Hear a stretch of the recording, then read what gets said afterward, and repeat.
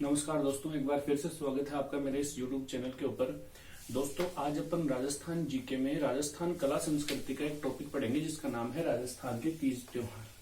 दोस्तों, राजस्थान के जो त्योहार हैं इनमें से राजस्थान की प्रत्येक एग्जाम में एक क्वेश्चन जरूर पूछा जाता है। बड़ा ही आसान सा टॉपिक है।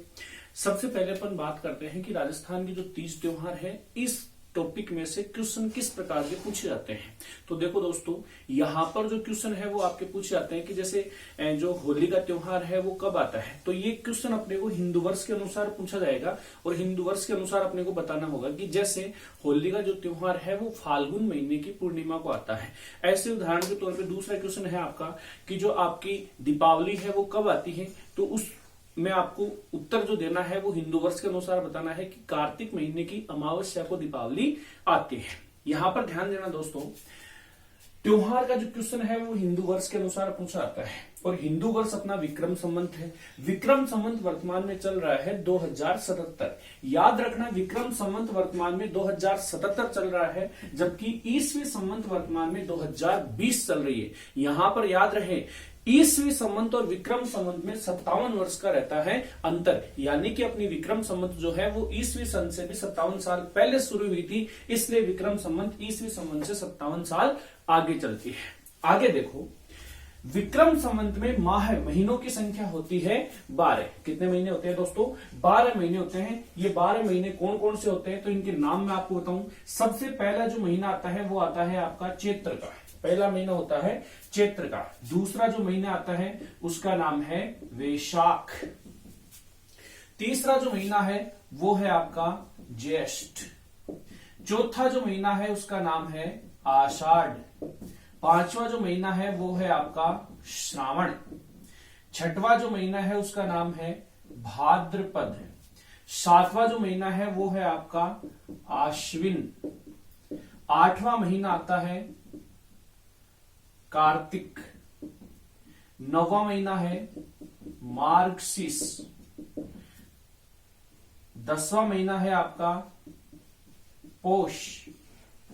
11वां महीना है माघ और 12वां जो महीना है वो है आपका फाल्गुन। ये टोटल 12 महीने हैं। पहला महीना चैत्र है, फिर वैशाख है, फिर ज्येष्ठ, आषाढ़, सावन, भाद्रपद, आश्विन, कार्तिक, मार्गशीर्ष, पोष, माघ और फाल्गुन। ये आपके कुल 12 महीने हैं। अब देखो, महीने की भी बातें देखें अपन।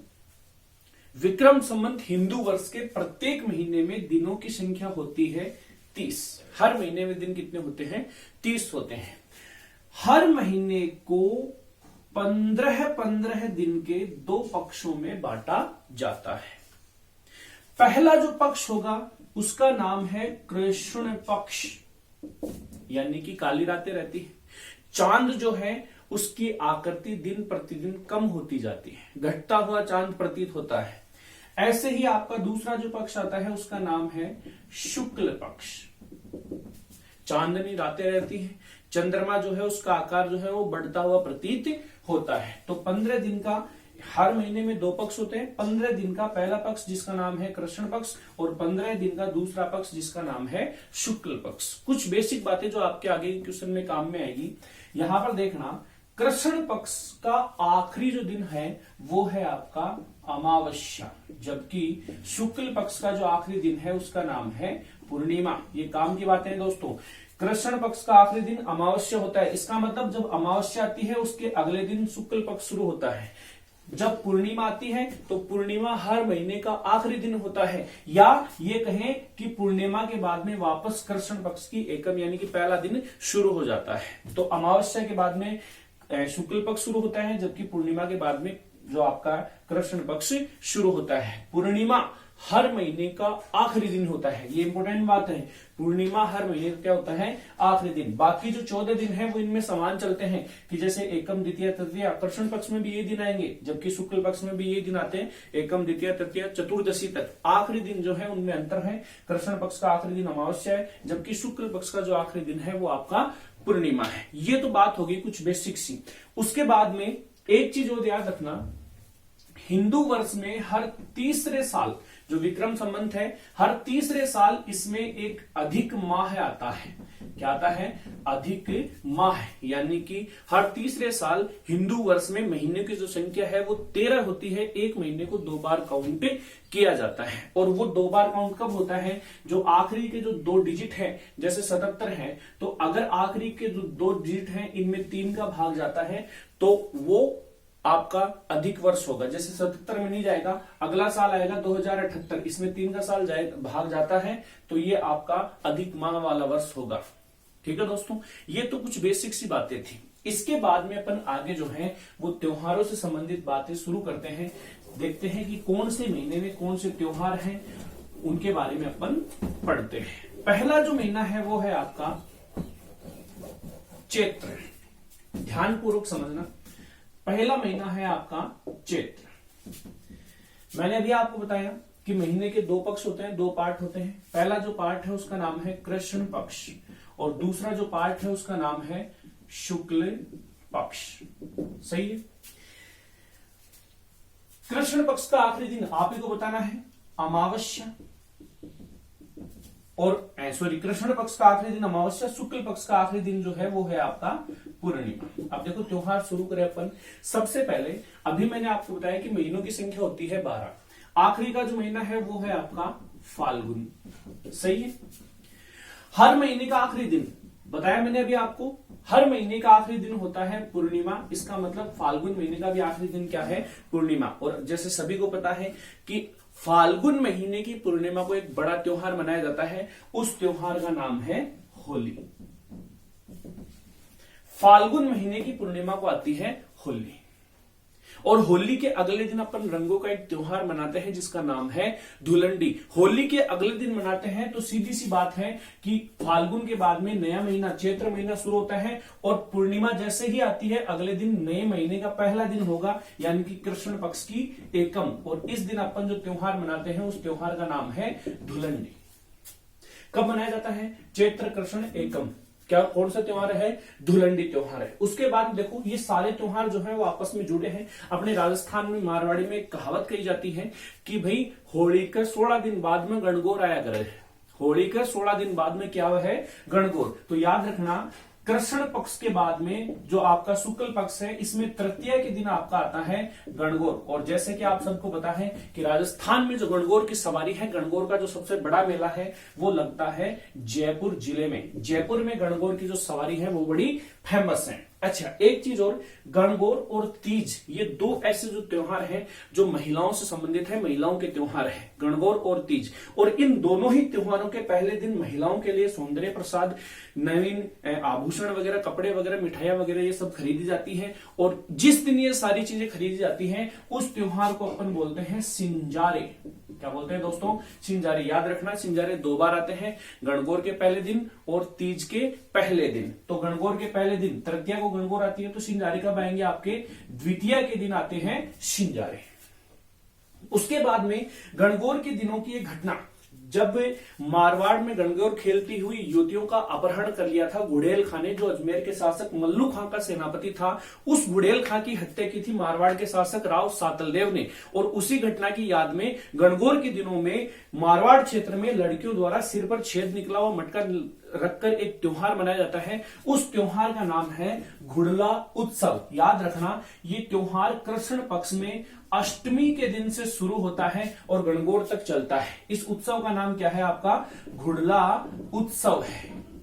इसी दिन, जिस दिन घुड़ला उत्सव मनाया जाता है, उसी दिन एक त्योहार और आता है। उस त्योहार का नाम है शीतलाष्टमी, जिसे अपन स्थानीय भाषा में बोलते हैं बासजोड़ा। शीतलाष्टमी, याद रखना, राजस्थान में शीतला माता का जो सबसे बड़ा मंदिर है वो चाक्षु में है, और चाक्षु जो स्थान है वो आपका पड़ता है जयपुर में। अच्छा, इस महीने में एक जयंती आती है, वो है आपकी ऋषभदेव जयंती।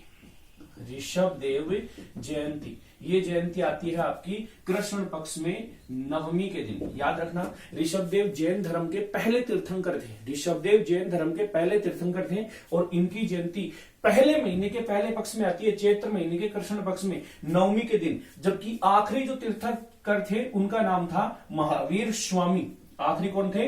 महावीर स्वामी। तो महावीर स्वामी की जयंती आखिरी पक्ष यानी कि शुक्ल पक्ष में आती है और वो है आपकी त्रयोदशी के दिन।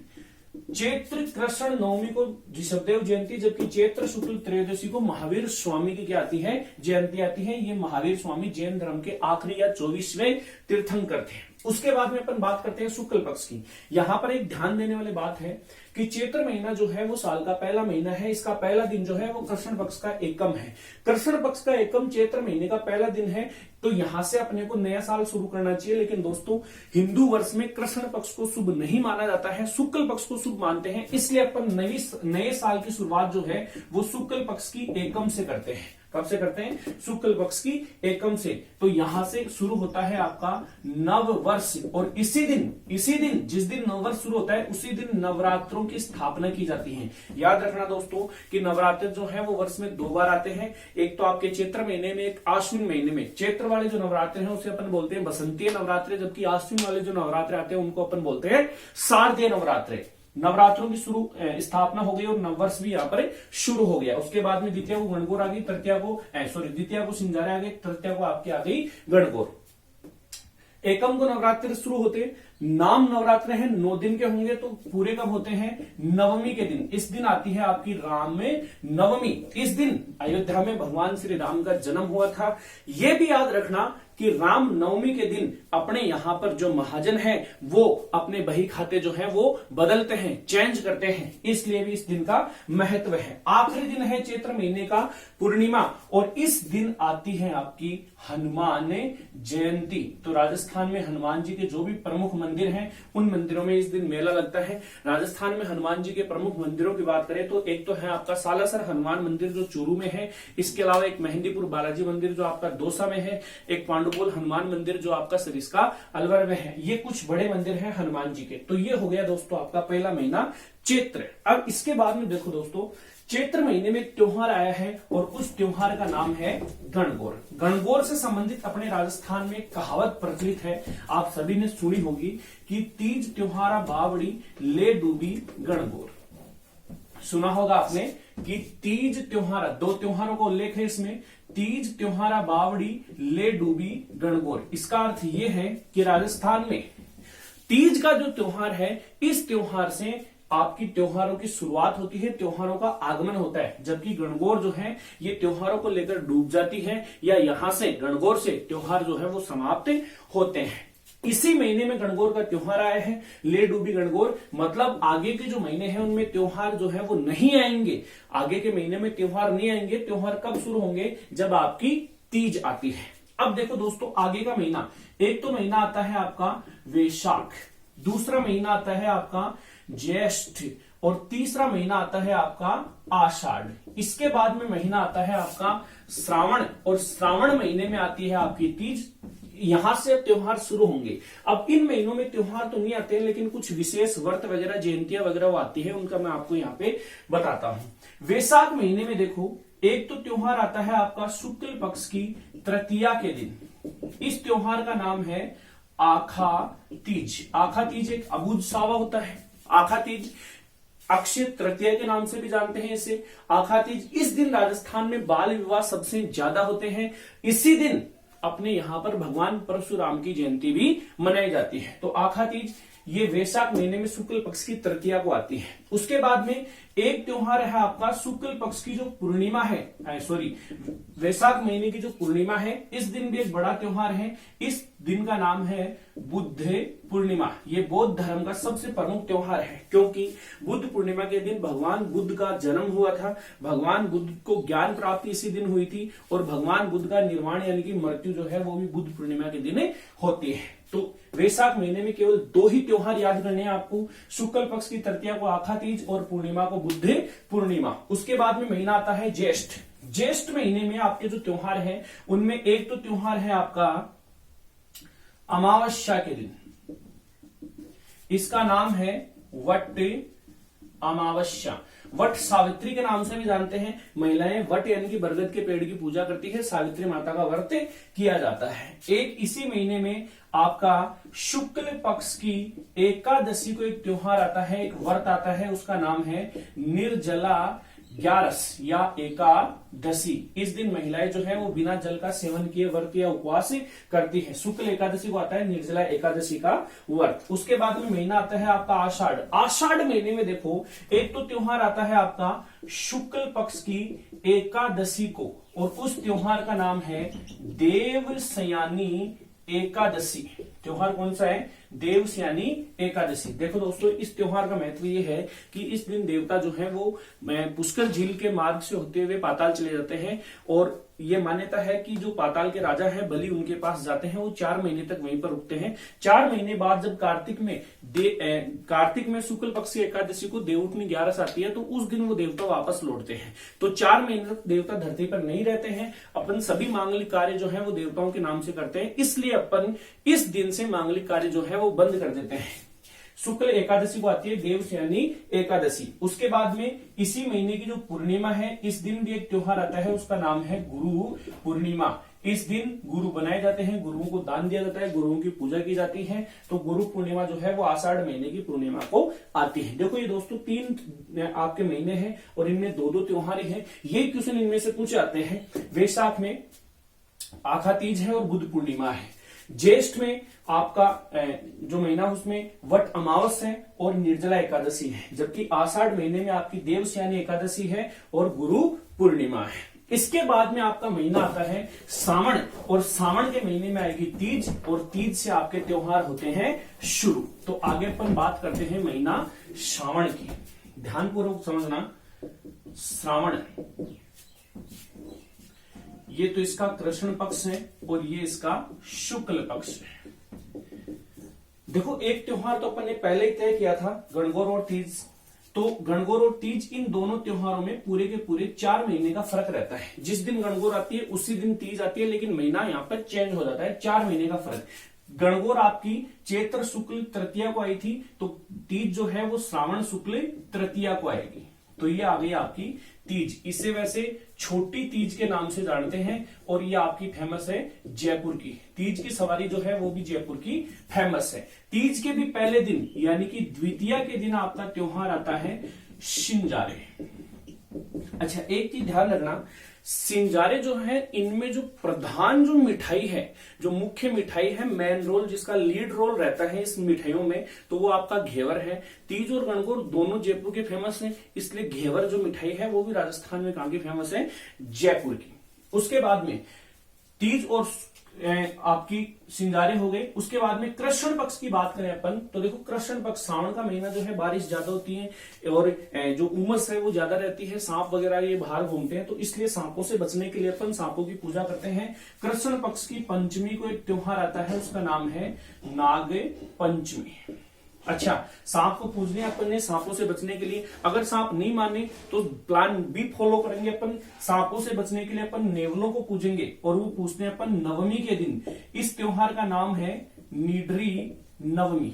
याद रखना, नीडरी नवमी के दिन नेवलों की पूजा की जाती है। उसके बाद में सावन का महीना है, बारिश ज्यादा होती है, चारों तरफ हरियाली फैल जाती है, हरा भरा रहता है, तो इसी महीने की अमावस्या को एक त्योहार आता है और उसका नाम है हरियाली अमावस्या। याद रखना दोस्तों, हरियाली अमावस्या के दिन राजस्थान में एक बड़ा मेला लगता है मांगल्यावास स्थान पर। मांगल्यावास अजमेर में है। मेले का नाम है कल्प वृक्ष मेला।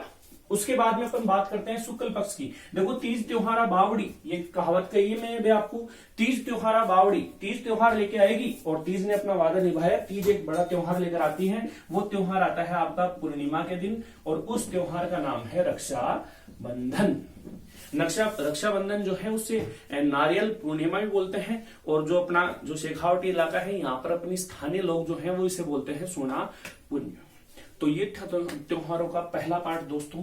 आज अपन इस वीडियो में यहीं तक पढ़ेंगे। अच्छा, जो भारत का जो इतिहास अपना जो चल रहा है वो वीडियो मैं आज से डेली 9 बजे अपलोड करूंगा, तो आप सभी 9 बजे उसे जरूर देखें, जबकि सुबह के समय में राजस्थान से संबंधित वीडियो अपलोड करता रहूंगा। आप सभी का प्यार जो है वो मुझे इसी प्रकार मिलते रहे। ज्यादा से ज्यादा मेरे वीडियो को फॉलो करो, लाइक करो, सब्सक्राइब करो। थैंक यू दोस्तों।